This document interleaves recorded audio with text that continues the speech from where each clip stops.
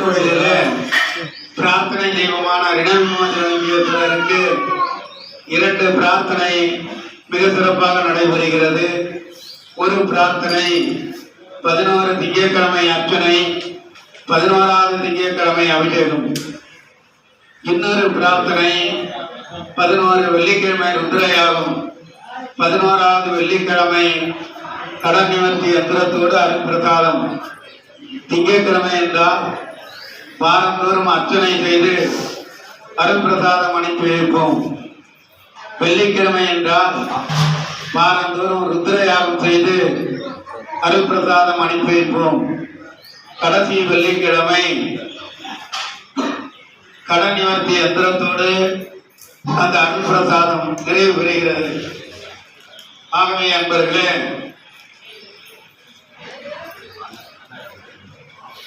பைரவருக்காக ஒரு பிரார்த்தனை இந்த திருக்கோயிலிலே அமையப்பட்டிருக்கிறது. 8 அஷ்டமிக்கு அர்ச்சனை செய்து 9வது அஷ்டமி வடமாலை சாற்றி சகசநாம அர்ச்சனையுடன் அந்த வழிபாடு நிறைவு பெறுகிறது. ஆகவே என்பவர்களே, பைரவர் வழிபாட்டிற்கு பெயரினை பதிவு செய்து கொண்டால் வழக்கு விவகாரங்கள் வெற்றியாகும், சனி தோற்றங்கள் நிவர்த்தியாகும், திருஷ்டிகள் எல்லாம் விலகும்.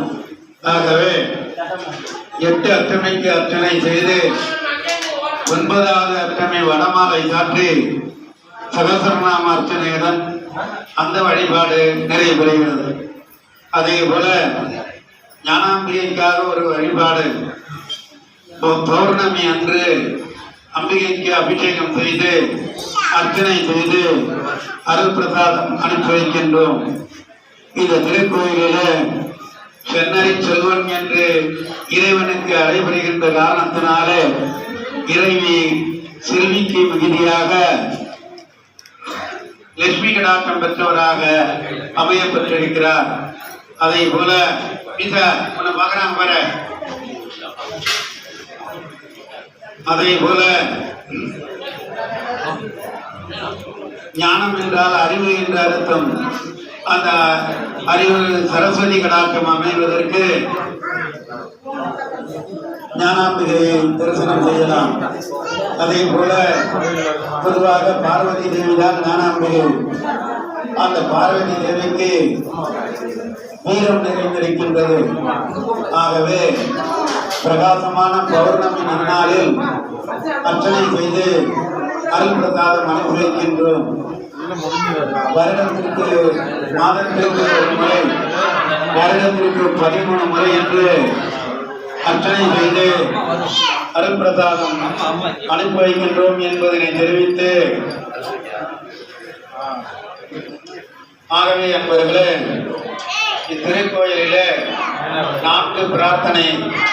ரிணவிமோசனலிங்கேஸ்வரருக்கு 2 பிரார்த்தனை, பைரவருக்காக ஒரு பிரார்த்தனை, ஞானாம்பிகைக்காக ஒரு பிரார்த்தனை என 4 பிரார்த்தனை அர்ச்சனை அபிஷேகம் நடைபெறுகிறது.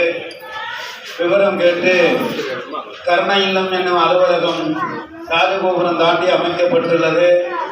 அங்கே விவரம் கேட்டு தெரிந்து கொள்ளலாம் என்பதனை தெரிவித்து, அன்பர்களே,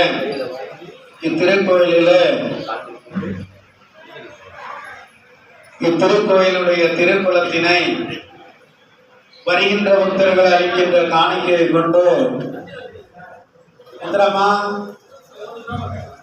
அபிப்பிராயப்பட்ட 10 ரூபா போட்டு போன 10 ரூபாய்க்கு ஒருத்தன் போய் சொன்ன மாதிரி ஏதாவது கேட்டு இப்படி சொல்ல போறாப்புல. அபிப்பிராயப்பட்ட 10 ரூபா போடுங்க தட்சணைக்குன்னு சொல்லு. 10 ரூபாய்க்கு போய் அவன் ஆஃபீஸில் போய் ரிப்போர்ட் பண்ணி அங்கேருந்து வராமல்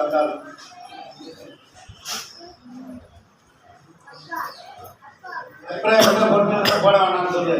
அந்த ஆள் வந்திருக்காரா 10 ரூபா இருக்கிறாங்க வரலையா? எந்த ஒரு நாள் காமிட்டு அவங்க. ஆகவே அன்பர்களே, இத்திருக்கோயிலில்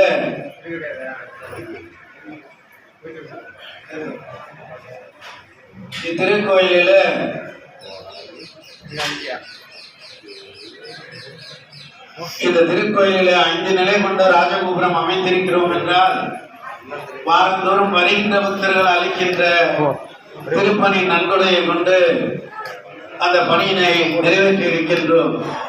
ஒட்ட கோபுரமாக இருந்ததை ராஜகோபுரமாக மாற்றியது வாரந்தோறும் வருகின்ற பக்தர்கள் அளித்த திருப்பணியை கொண்டுதான். அதை போல இந்த பகுதியிலே மண்டபம், வடக்கு பிரகாரத்திலே மண்டபம் அமைக்கப்பட்டதெல்லாம் அந்த பணியினை கொண்டுதான். நண்பர்களே, இன்றைய தினம் கூட நந்திகேஸ்வரர் மேலே ஒரு சிறிய செட்டு போட்டிருக்கப்பட்டிருந்தது. அந்த செட்டு அகற்றம்னா ரோதம் போட்டிருக்கோம்.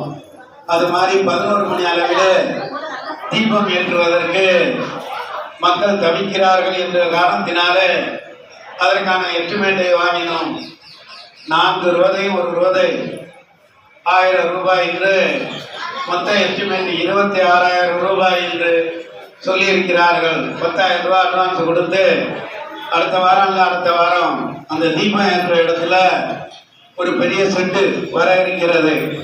இவையெல்லாம் வாரந்தோறும் வருகின்ற பக்தர்கள் அளிக்கின்ற திருப்பணி நன்கொடையை கொண்டு அந்த பணியினை நிறைவேற்றிக் கொண்டு வருகின்றோம் என்பதனை தெரிவித்து, அன்பர்களே, இத்திருக்கோயிலுடைய திருக்குளம் வரலாறிலே பிந்து சுதா என்று அழைக்கப்படுகிறது.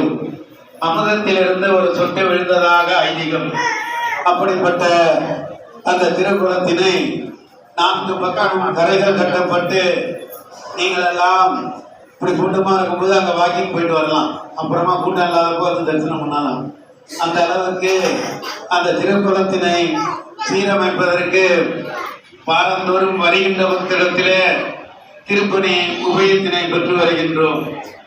சென்ற வாரத்திலே சென்னை எங்கூரை சேர்ந்த அவர் பேர் என்னப்பா, கபாடியா, பிரகாஷ் கபாடியாவா,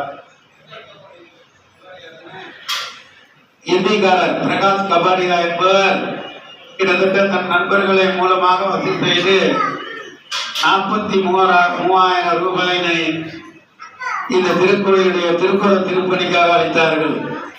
எதற்காக இதை சொல்லுகிறேன் என்றால், நீங்கள் அளிக்கின்ற அந்த திருப்பணி நன்கொடை என்பது சிறு துளி பெறுவல் என்பதை போல அந்த பணிக்காக உதவும். இந்த பகுதியிலே காங்கிரீட் தெற்கு புறம் முழுவதும் காங்கிரீட்டால அந்த பணி நிறைவு பெற்றிருக்கிறது. வடக்கு பக்கம் முழுவதும் அரசாங்கத்தினுடைய உத்தரவுப்படி கருங்கல்லாலே அமைக்கப்பட வேண்டும் என்று சொல்லி இருக்கிறார்கள். அந்த பணிக்காகவும் கருங்கல் இறக்கப்பட்டுள்ளது. தொடர்ந்து அந்த பணி நடைபெற இருக்கிறது. ஆகவே அன்பர்களே, இப்படி சிறுக திருப்பணி பெற்று இந்த திருக்கோயிலுடைய வளர்ச்சியிலே பெரும்பங்காற்றி உங்களுக்காக உங்களுடைய இந்த பிரார்த்தனை பலிக்க வேண்டும் என்று பிரார்த்தனைக்கு வருகின்ற அன்பர்களுக்கு இடையூறு இல்லாமல் என்னென்ன வசதி செய்ய முடியுமோ அதையெல்லாம் செய்ய வேண்டும் என்றுதான் இந்த திருப்பணி உபயத்தினை பெறுகின்றோம் என்பதனை தெரிவித்து அர்ச்சனை செய்து தட்சணை போடுவார்கள். சொல்லாமலே 100-200 போடுறவங்களாம் இருக்காங்க. ஒரு 10 ரூபாயை போட்டுட்டு அங்கே போய் ரிப்போர்ட் பண்ணாலும் ஒரு ஆள் இருக்கு. அதை கேட்டுக்கிட்டு நீ ஏன் 10 ரூபா வாங்குற, நீங்க வந்து கேட்கணும். நான் இல்லை அந்த இடத்துல. ஆகவே அன்பர்களே, இத்திருக்கோயிலில் இந்த பணியை பொறுத்தவரை வருகின்ற பக்தர்களை அளிக்கின்ற காணிக்கையை கொண்டு பணி நிறைவு பெறுகிறது. என்னன்னா, கல்யாணமா புத்திரபாக்கியமா அதுக்குள்ள இப்போ இல்லைன்னா என்ன பண்றது? உட்காருங்க, கீழே வீட்டுக்கு தான் வரணும். ஆகவே அன்பர்களே, இத்திருக்கோயிலில் வாரந்தோறும் வருகின்ற பக்தர்கள் அளிக்கின்ற திருப்பணி